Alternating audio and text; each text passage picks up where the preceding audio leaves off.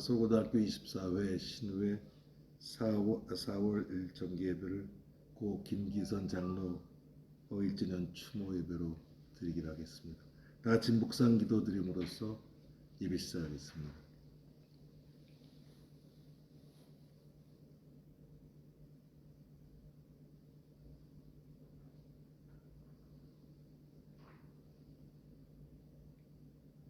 하나님은 영이시니 예배하는 자가 영과 진리로 예배할지니라. 아멘. 같이 사도신경으로 신앙 고백하시겠습니다. 전능하사 천지를 만드신 하나님 아버지를 내가 믿사오며 그 외아들 우리 주 예수 그리스도를 믿사오니 이는 성령으로 잉태하사 동정녀마리아에게서 나시고 본디오 빌라도에게 고난을 받으사 십자가에 못 박혀 죽으시고 장사한 지 사흘 만에 죽은 자 가운데서 다시 살아나시며 하늘로서 전능하신 하나님 우편에 앉아 계시다가 저로서 산 자와 죽은 자를 심판하러 오시리라. 성령을 믿사오며 거룩한 공회와 성도가 서로 교통하는 것과 죄를 사하여 주시는 것과 몸이 다시 사는 것과 영원히 사는 것을 믿사옵나이다. 아멘. 김춘식 동기 나와서 기도 인도해 주시겠습니다.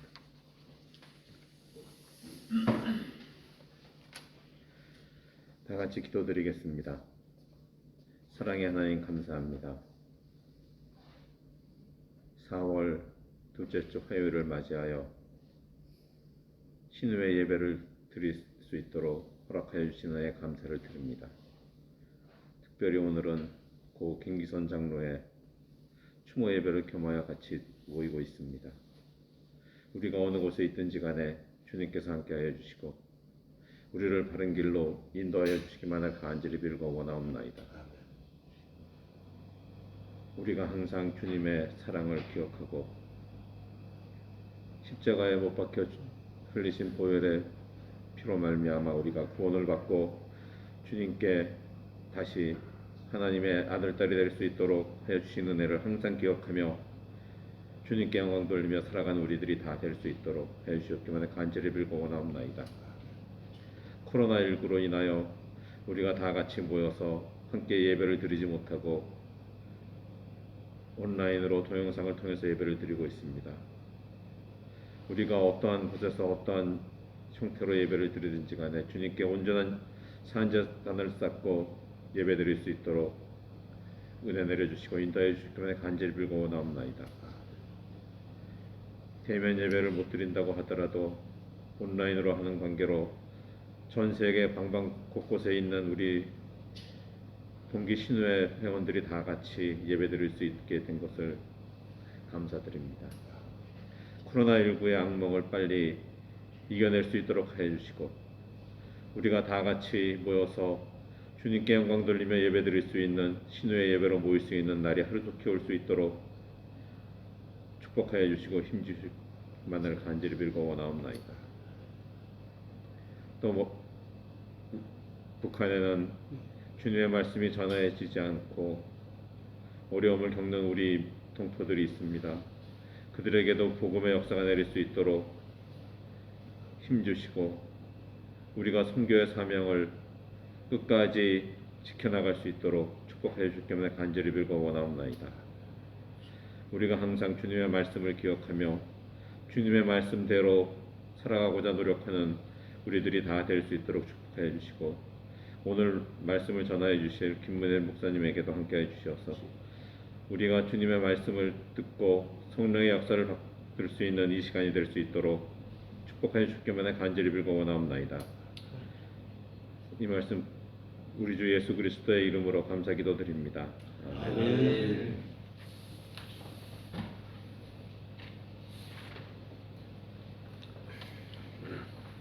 예, 찬송가 다 같이 찬송가 66장 다 같이 찬송하겠습니다.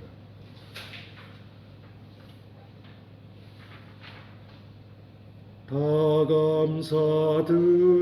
감사드리세 온 몸을 주께 맡겨 그 섭리 놀라와 온 세상 기뻐하네.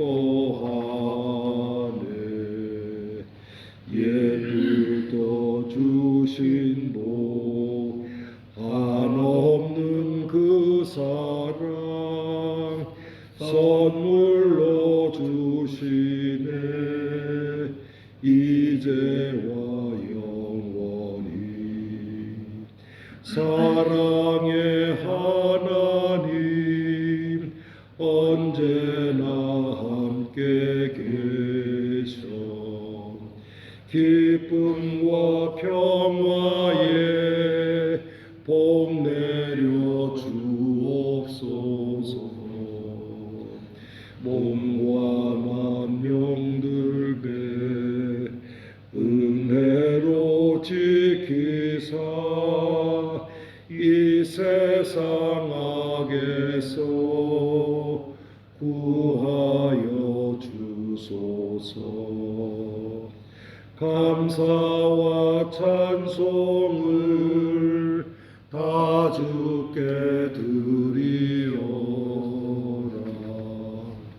저 높은 곳에서 다스리시는 주님, 영원한 하나님 다 경배하여라.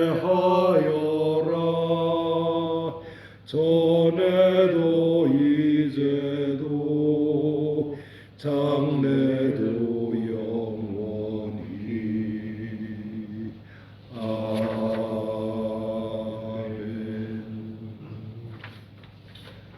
오늘 주시는 성경 말씀은 출애굽기 1장 8절에서 14절까지의 말씀입니다.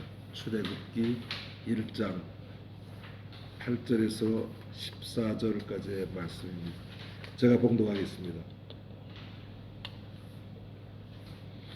요셉을 알지 못하는 새 왕이 일어나 애굽을 다스리더니 그가 그 백성에게 이르되 이 백성 이스라엘 자손이 우리보다 많고 강하도다. 자, 우리가 그들에게 대하여 지혜롭게 하자. 두렵건대 그들이 더 많게 되면 전쟁이 일어날 때에 우리 대적과 합하여 우리와 싸우고 이 땅에서 나갈까 하노라 하고 감독들을 그들 위에 세우고 그들에게 무거운 짐을 지워 괴롭게 하여 그들에게 바로를 위하여 고성 비돔과 람셋을 건축하게 하니라. 그러나 학대를 받을수록 더욱 번성하여 퍼져나가니 애굽 사람이 이스라엘 자손으로 말미암아 근심하여 이스라엘 자손에게 이를 엄하게 시켜 어려운 노동으로 그들의 생활을 괴롭게 하니 곧 흙 이기기와 벽돌 긋기와 농사의 여러 가지 일이라. 그 시키는 일이 모두 엄하였더라. 아멘. 이제 김원일 목사님 나오셔서 하나님의 손길이라는 제목으로 말씀 전하실 때 많은 은혜 받으시기 바랍니다.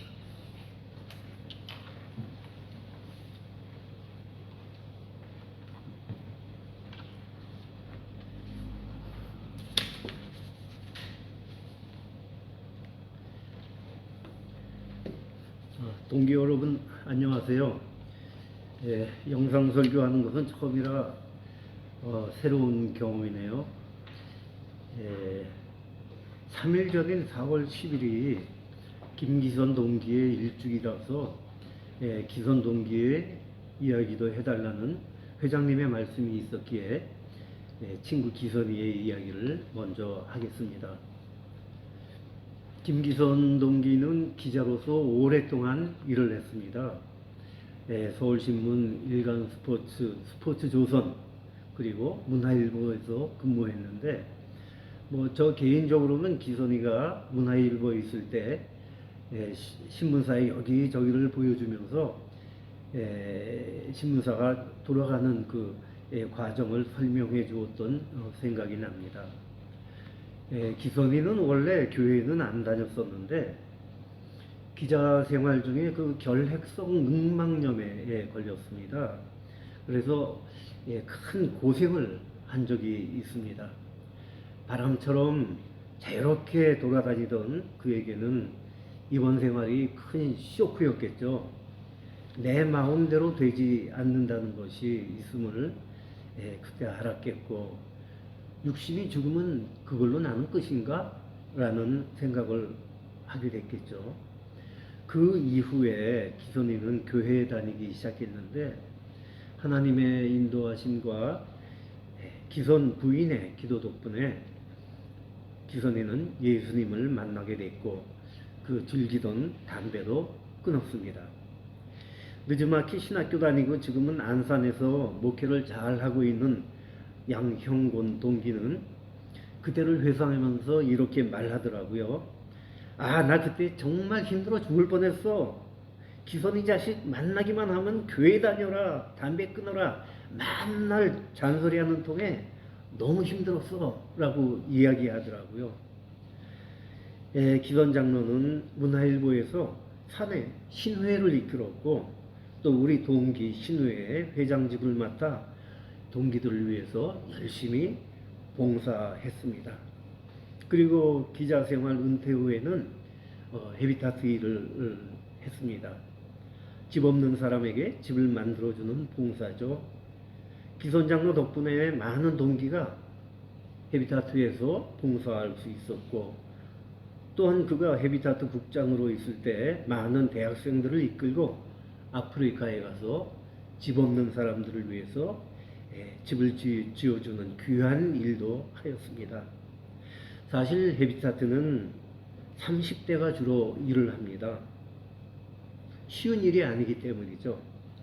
그러나 기선이는 50대임에도 불구하고 그 힘든 일을 기쁨과 자부심을 갖고 했습니다. 불평 없이. 비록 육신의 약함에 남모르는 많은 고통이 있었지만요. 우리가 살면서 순수한 마음으로 선한 일을 했을 때 하나님은 꼭 기억하십니다. 우리는 지금 기선 장로의 일주기를 맞이했는데, 이 시간은 1년 전 우리 친구 기선이가 죽었다라는 것을, 그 죽음을 기억하는 시간이 아니라 기선이가 하나님의 영광으로 가득한 하나님 나라에 있음을 기억하는 것입니다. 우리를 구원해 주시기 위해 내 대신 죄값을 치르신 예수님을 영접한 그 기선이를 기억하는 시간입니다. 모두가 예외 없이 거쳐야 할 죽음 앞에서 과연 나는 구원을 받았나? 라고 나의 구원을 확인해야 할 시간이 이 우리 귀한 친구 기선 장로의 일주기를 맞이해서 우리가 생각해야 될 것이 아닌가, 이렇게 생각이 됩니다. 동기 여러분, 여러분은 지식으로서가 아닌 당신의 영혼이 예수님을 만났나요? 예수님을 영접했나요? 십자가 위에 피 흘림으로 나의 죄를 사해 주신 그분을 만나셨습니까? 오늘의 성경 본문으로 가겠습니다. 본문에는 이스라엘 백성이 애굽에 있었을 때의 이야기가 나옵니다. 그들은 400년간 애굽에서 노예 생활을 했습니다. 그런데 그들은 왜 400년씩이나 애굽에 있었어야 했을까요? 그런 의문을 가진 적은 없었는지요? 그건 이스라엘이 하나님의 백성이 되기 위해 꼭 거쳐야 할 과정이었기 때문입니다. 창세기 15장을 보면은 하나님이 아브라함에게 약속하시는 장면이 나오는데, 여기서 성경을 읽지는 않겠지만 15장 5절을 보면은 너의 자손이 하늘의 별들처럼 많으리라 라는 약속을 받습니다. 그리고 15장 7절을 보면 이 땅을 내게 주리라. 이 땅이라는 건 가나안이죠. 가나안을 내게 주리라. 그 두 가지 약속을 하시면서 15장 13절을 보면 하나님이 또 이렇게 말씀하십니다. 그리고 내가 꼭 알아야 할 일이 있는데, 내 자손은 이방에서 객이 되어 그들을 섬기겠고 그들은 400년간 내 자손을 괴롭힐 것이다 라고 하나님은 아브라함에게 말씀을 하십니다. 14절 그렇지만 때가 되면 내가 내 자손을 구해낼 것이며 내 자손은 그곳에서 큰 재물을 가지고 나올 것이다. 실제로 하나님이 말씀하신 대로 이스라엘 백성이 출애굽할 때 애굽의 사람들은 하나님을 경외하며 이스라엘 백성에게 그들에게 제물을 드렸습니다. 강탈인가요? 절대로 그렇지 않죠. 그것은 이스라엘이 400년간 노예로서 일한 대가입니다. 애굽이 그들에게 지불하지 않은 대가를 하나님이 주신 것입니다. 하나님의 자녀라는 이유로 또 선한 일을 한다는 이유로 손해볼 때가 우리는 있죠. 그렇지만 억울해할 필요가 없습니다. 하나님이 나중에 꼭 보상해 주십니다. 우리는 창세기 15장의 말씀을 통해서 그렇구나. 하나님이 계획이 있으셔서 400년간 이집트에서 지냈구나. 이건 알게 됐습니다. 그러면 왜 하나님이 이런 과정을 만드셨을까요? 그것이 알고 싶어집니다. 그 답은 창세기 15장 16절에 나옵니다. 16절 보니까 왜냐하면 가나안 땅에 사는 자들의 아모리 족속에 죄악이 아직 가득 차지 않았기에 너희들은 기다려야 한다. 그 말씀을 하셨습니다. 아모리 족속은 아주 난폭한 유목민이었습니다. 바빌론, 시리아, 팔레스타인을 전부 점령하고 정복하고 아주 무자비한 그 학살을 하고 괴롭힌 그런 족속입니다. 그런 나쁜 족속이지만 죄악이 아직 가득 차지 않았기 때문에 그들이 완전히 썩은 것은 아니기 때문에 하나님은 그들을 400년간 기다려 주신 것입니다. 요새 기회는 평등, 과정은 공정이란 말이 한참 유행했는데 하나님이야말로 창조주이시자 전능하신 분이시지만 악인에게조차 평등하고 공정하신 분이십니다. 그런 분이 우리의 아버지이십니다. 이러한 연유로 이스라엘은 400년의 타국 생활을 하게 됐습니다. 처음에 그들은 총리인 요셉의 후광을 입어 나일강 하류에 그 천혜의 비옥한 땅인 고센이라는 지역을 얻어서 정착을 했습니다. 그런데 당시 요셉이 애굽의 총리가 될 수 있었던 이유는 무엇이었죠? 우리는 먼저 딱 생각이 납니다.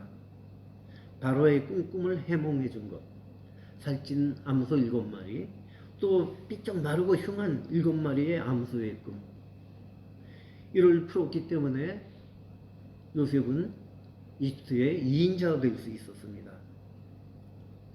그러나 하나님의 은혜는, 하나님의 인도하심은 그것만이었을까요? 그렇지 않습니다. 또 한 가지의 이유가 있습니다. 애굽의 역사를 보면은 기원전 17세기경에 이집트는 외국에서 침범해온 세력들에 의해 조금씩 힘을 잃어가고 있었습니다. 그 침입자들은 나일강 하류 델타 지역 동쪽에 자리 잡고 계속 그 세력을 넓혀갔습니다. 사람들은 그 침략자들을 힉소스라고 불렀는데 그 뜻은 외국에서 온 지배자라는 의미입니다. 그들은 셈족과 아시아인들의 혼합 집단으로서 그때 아직 애굽에는 없었던 기마부대, 전차부대, 그리고 활도 갖고 있었습니다. 그러니 애굽은 그들을 이길 수가 없었죠. 결국 그들은 애굽의 통치자가 되었습니다. 힉소스 왕조 시대라는 그 시대는 그때부터 시작되었고, 요셉이 애굽으로 탈려왔을 때에 힉소스 왕조가 이집트를 지배하고 있었을 때였습니다. 그러니 이 왕조는 이국인인 요셉에게 대해 우호적인 마음을 가질 수 있었고, 그리고 그를 총리로 세우는데 거침이 없었습니다. 이것도 보이지 않는 하나님의 인도하심과 손길이죠. 요셉에 의해서 애굽은 최강의 나라로 성장했습니다. 야곱의 자손들은 크게 번성했습니다. 오늘 출애굽기 1장 읽은 그 중에 7절을 보니까 야곱의 자손들이 크게 번성하고 강하여졌고 그 고센 땅에 널리 퍼졌다고 쓰여져 있습니다. 그렇지만 이렇게 야곱의 자손들이 번성하고 평화롭게 생활하는 동안에 힉소스 왕조에게 왕권을 이룬 기존 애굽인들은 합심하여 힘을 모아 힉소스 왕조를 무너뜨리려고 차근차근 준비를 하고 있었습니다. 요셉이 죽은 후에 결국 힉소스 왕조는 무너지고 새로운 왕이 등극을 했습니다. 이전에 애굽의 그 왕족들이겠죠. 이것이 8절의 내용입니다. 8절, 요셉을 알지 못하는 새 왕이 일어나 애굽을 다스리더니, 그 내용이 지금의 내용입니다. 새 왕이 일어나서 애굽을 통치하다가 이스라엘 자손을 보니까 이건 너무 불안합니다. 외부에서 들어온 이스라엘 백성이 자기네들보다 더 강합니다. 그들은 밖에서 온 침략자들에게 당한 적이 있으니까 이스라엘 백성을 보고 얼마나 불안하겠습니까? 이스라엘 백성들을 노예로 써먹긴 해야 되겠는데 반항할까봐 두렵고 아주 걱정이 많았습니다. 그 이야기가 9절 10절의 말씀입니다. 그가 백성에게 이르되 이 백성이 이스라엘 자손이 우리보다 많고 강하도다. 자, 우리가 그들에게 대하여 지혜롭게 하자.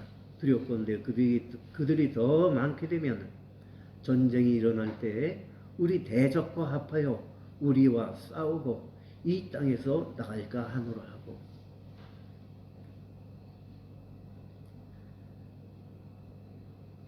그래서 그들은 작전을 새로 세웁니다. 다른 수 없어. 그들에게 일을 더욱 많이 시키자. 성들을 건축하게 하자. 괴롭히자 하여 여기저기 큰 성들을 짓게 합니다. 그렇지만 신기하게도 이스라엘 민족은 괴롭히면 괴롭힐수록 더 번성합니다. 그에 따라 애굽 왕의 근심은 더욱더 깊어지게 됩니다. 어떻게 이런 일이 일어날 수 있을까? 그들이 어찌 하나님의 도움의 손길을 이해할 수 있겠습니까?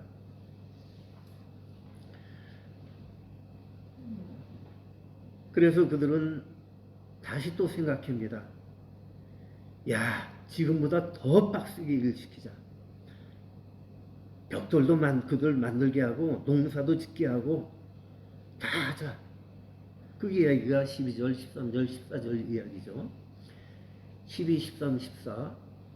그러나 학대를 받을수록 더욱 번성하여 퍼져나가니 애굽 사람이 이스라엘 자손으로 말미암아 근심하여 이스라엘 자손에게 일을 엄하게 시켜 어려운 노동으로 그들의 생활을 괴롭게 하니 곧 흙 이기와 벽돌 굽기와 농사의 여러 가지 일이라. 그 시키는 일이 모두 엄하였더라.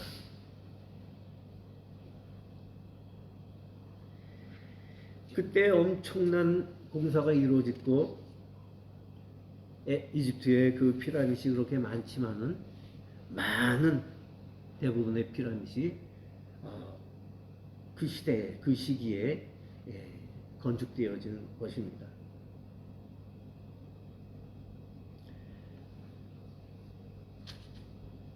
여기서 우리가 한 가지 주목해야 할 일이 있습니다. 애굽이 이스라엘에게 고대의 노역을 시키는 목적은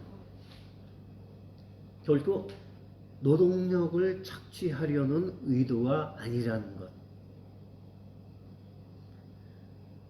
그들의 목적은 이스라엘 사람들의 사람 수를 줄이는 것이 목적이었습니다. 사람 수를 줄이는 것은 즉 이스라엘인들을 죽이기 위한 것이 목적이었다는 것입니다.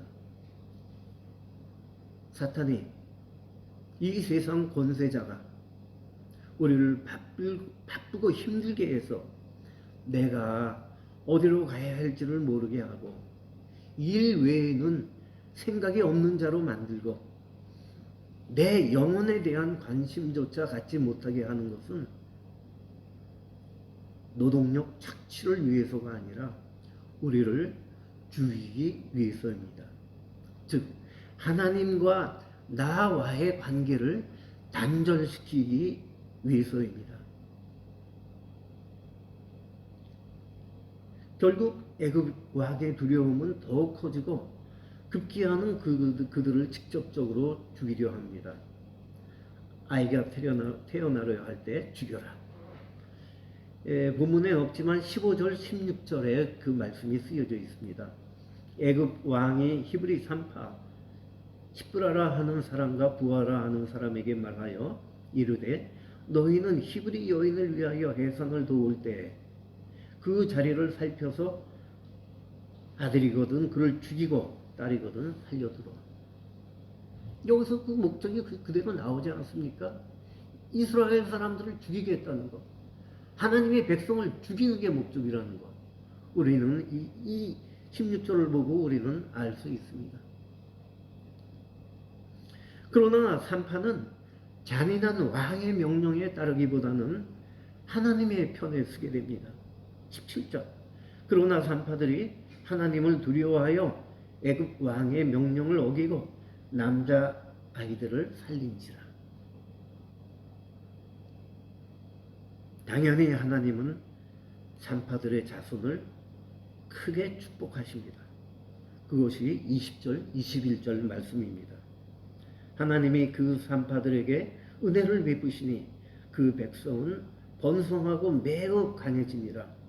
그 산파들은 하나님을 경외하였으므로 하나님이 그들의 집안을 흥왕하게 하신지라. 하나님을 경외하는 자들이 받는 축복입니다. 이에 애굽 왕은 이미 태어난 아이들이라도 죽이라고 합니다. 그가 원하는 것은 이스라엘의 멸망입니다. 22절. 그러므로 바로가 그의 모든 백성에게 명령하여 이르되 아들이 태어나거든 너희는 그를 나일강에 던지고 딸이거든 살려두라 하였더라.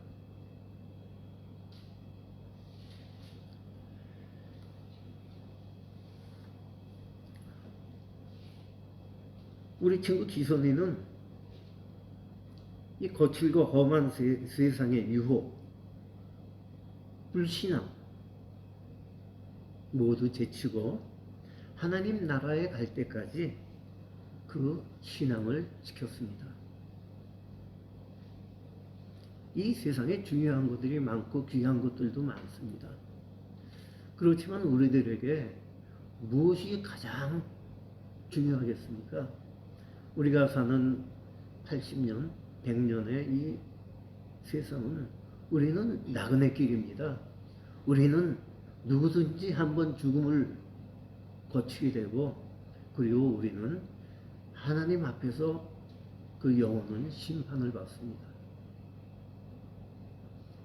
기선이는 기선을 위하여 십자가 위에서 피 흘려 죽으신 예수님을 자기의 구주로 영접하고 하나님의 자녀가 돼서 지금 하나님 나라에서 우리를 보고 있습니다. 저희들도 다 그때가 되면 기선이를 만나러 가야 되겠습니다. 우리 동기들, 우리 신우의 동기 여러분, 한 사람도 빠짐없이 그 영혼이 예수님을 만나 기선이를 만나러 가야 되겠습니다. 기도하시겠습니다. 하나님, 우리를 하나님의 형상으로 창조하시고 우리들 위해 세상의 모든 것을 만들어 주시고 잘 관리하며 잘 살라고 하셨는데 가끔 내가 하나님의 자녀임을 잊고 이 세상 것들에 지배당해 살곤 합니다. 원하건대 우리가 이 세상에 속는 일 없기를 원하오니 저희들에게 지혜를 주시고 힘을 주시고 믿음을 더욱 강건케 하여 주사 하나님을 사랑하고 하나님께 소망을 두는 자들로 축복하여 주옵소서. 그리하여 우리 마음에 참 기쁨이 넘치고 그 기쁨의 감사를 하나님께 올리는 저희들 되게 하옵소서. 예수님 이름 받들어 기도드렸사옵나이다. 아멘.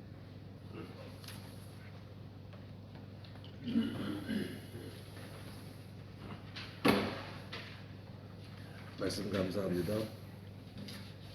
다 같이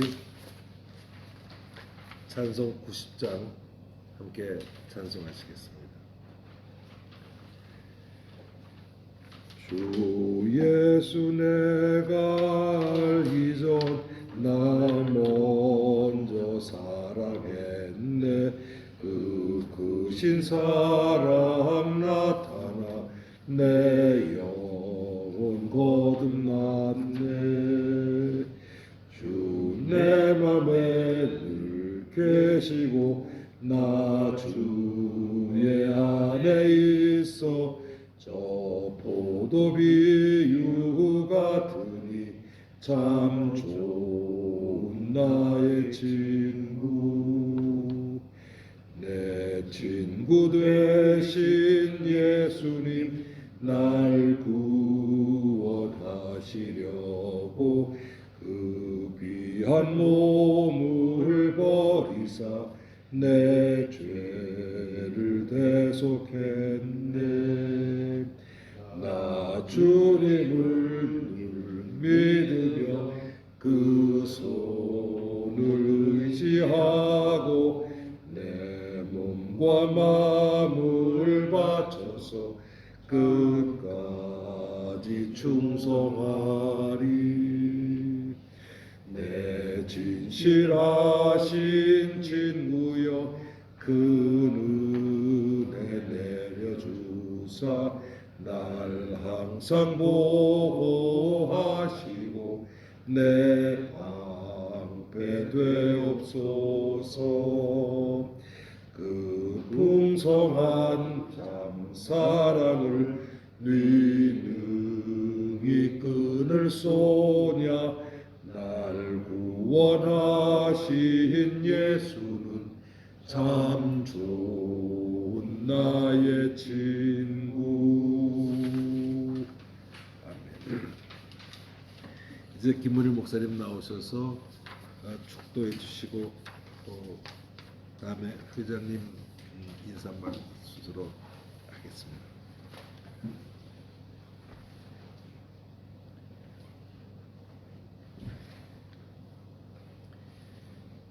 이제는 우리 주 예수 그리스도의 은혜와 하나님의 사랑과 성령님의 인도하심이 하나님을 사랑하는 우리 신우의 한 사람 한 사람 위에 그 가족 위에 우리 기선 장로님 가족 위에 지금부터 영원히 함께 하시기를 간절히 축원하옵나이다.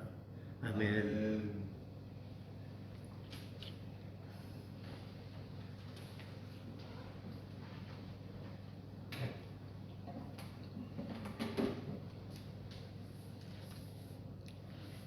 우선 오늘 대표 기도를 맡아주신 우리 김춘식 동기와 귀한 말씀 전해주신 우리 문희 목사님께 감사드립니다. 우리 저 친구 기순이가 떠나고 우리 문희 목사님이 추도 예배를 그 유가족들 다 모시고 한 게 엊그저께 같은데 벌써 1년이 지났네요. 세월 참 빠릅니다. 빠르다기보다도 이게 나이가 점점 드니까 이 나이를 세는 게 지금 겁날 정도로 이렇게 빠르네요.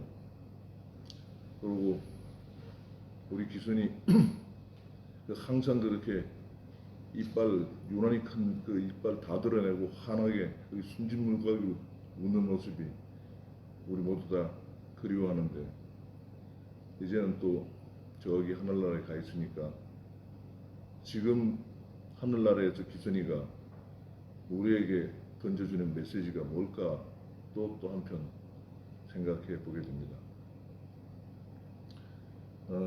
날도 갑자기 좀 처지고 밤바람이 불고 그러는데 건강들 유의하시고 편안한 밤 되시기 바랍니다. 안녕히 계십시오.